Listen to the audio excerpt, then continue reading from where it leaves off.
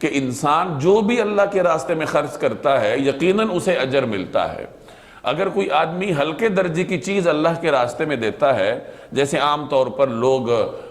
کسی موسم کے آغاز میں اپنے استعمال شدہ کپڑے جو ابھی قابل استعمال ہوتے ہیں وہ غریب غرباء میں تقسیم کر دیتے ہیں، تو یقیناً اس عمل پر بھی انسان کو اجر ملتا ہے۔